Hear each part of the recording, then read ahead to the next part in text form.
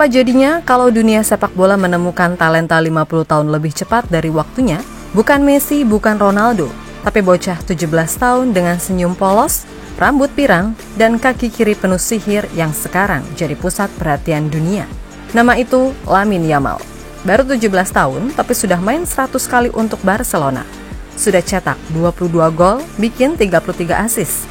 Sudah angkat trofi Euro barengan sama timnas Spanyol, menang La Liga, Copa del Rey, dan bahkan Supercopa. Dan di laga semifinal Liga Champions melawan Inter Milan, dia tunjukkan kenapa dunia boleh berharap. Ini Ballon d'Or termuda yang sedang dibentuk oleh sejarah. Bukan cuma fans yang terkesima, Rio Ferdinand, Inzaghi, Hansi Flick, bahkan legenda-legenda dunia satu suara. Lamine Yamal adalah anomali. Talenta langka yang cuma muncul 50 tahun sekali. Apakah ini awal dari era Lamine Yamal? Benarkah dia akan menjadi pemegang Ballon d'Or termuda dalam sejarah sepak bola? Dan bagaimanakah ia melakukan semua ini?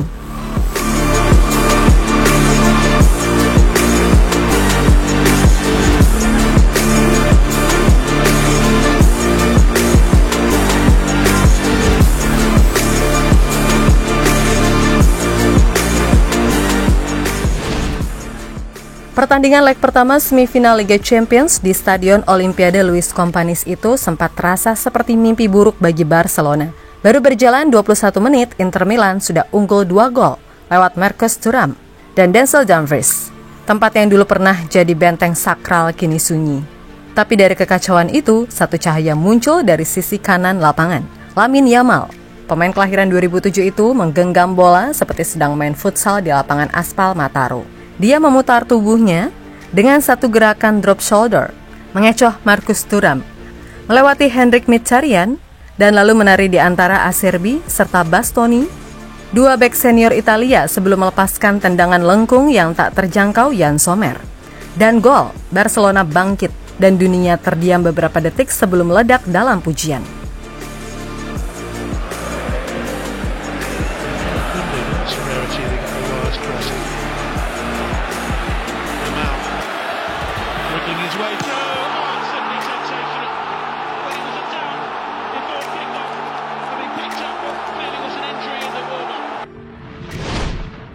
Tak lama kemudian, Yamal hampir mencetak gol kedua.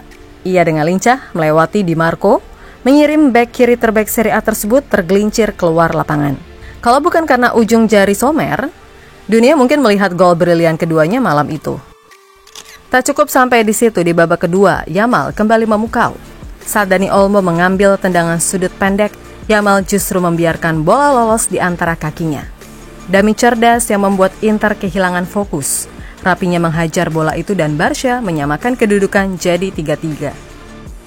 Di usianya yang belum genap 18 tahun, Yamal bukan cuma ikut bermain tapi mengendalikan jalannya pertandingan besar. Itu bukan laga ke-10 atau ke-30, itu adalah laga ke-100-nya untuk Barcelona. Dan ia rayakan dengan penampilan terbaik dalam karirnya sejauh ini.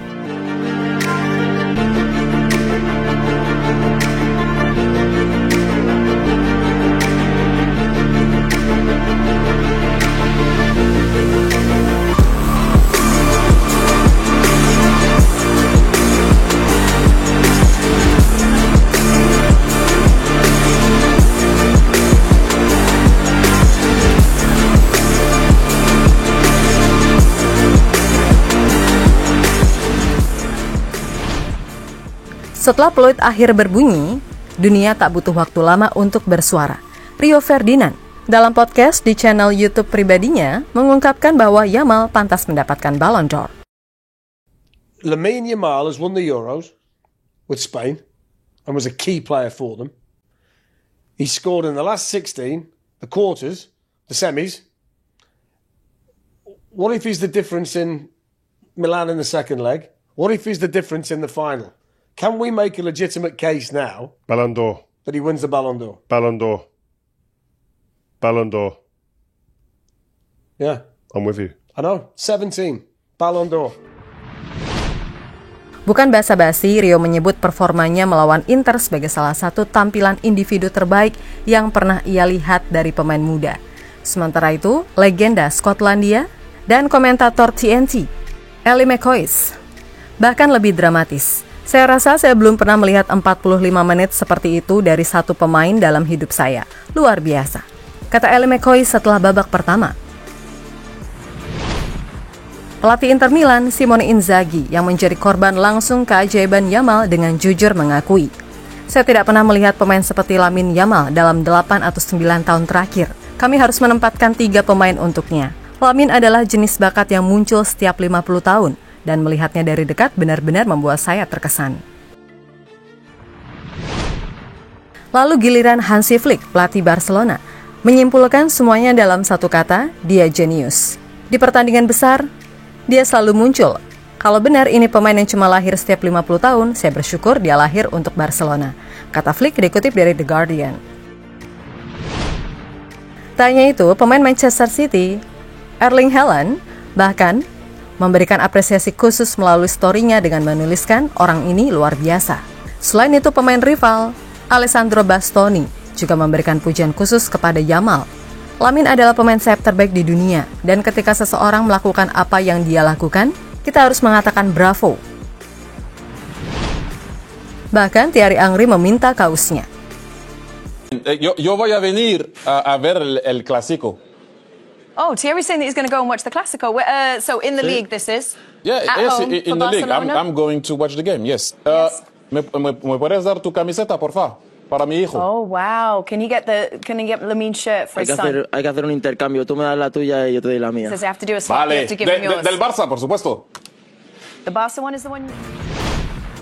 Di usianya yang baru 17 tahun dan 291 hari, Lamine Yamal bukan cuma mencetak sejarah, tapi menciptakan standar baru untuk pemain muda di level tertinggi. Mari coba kita bandingkan. Lionel Messi di usia 17, 9 penampilan, 1 gol, belum jadi pemain utama. Cristiano Ronaldo, 19 laga, 5 gol, 4 assist. Sedangkan Yamal, ia sudah melakoni 100 pertandingan, 22 gol, dan 33 assist untuk klub. Kalau ditambah timnas, total kontribusinya mencapai 68 keterlibatan gol, angka yang mustahil dicapai untuk anak seusianya.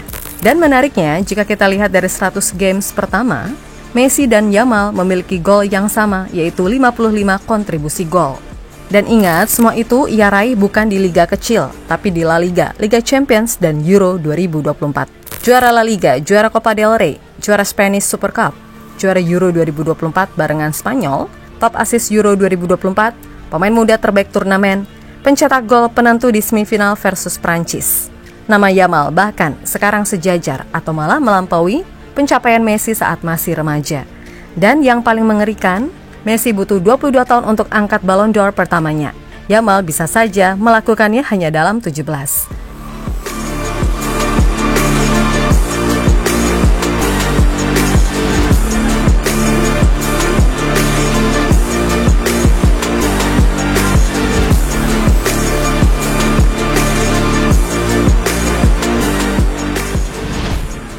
Ketika Lamine Yamal menggiring bola, bukan cuma bek lawan yang panik tapi seluruh dunia seperti diingatkan bahwa sepak bola bukan soal sistem, algoritma, atau grafik tekanan tinggi, tapi tentang imajinasi, tentang keberanian, tentang satu anak muda yang percaya pada nalurinya.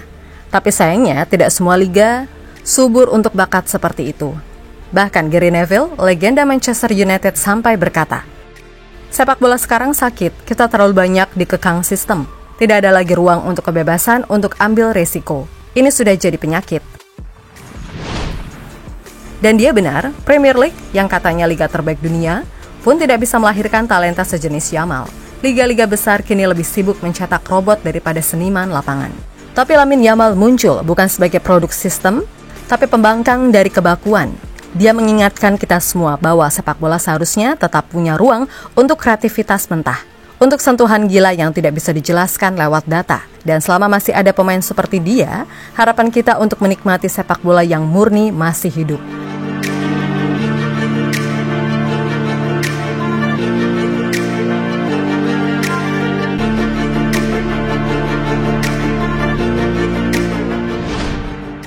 Lamine Yamal belum genap 18 tahun, masih pakai kawat gigi, masih belajar bahasa Inggris, masih hidup di bawah bayang-bayang Messi.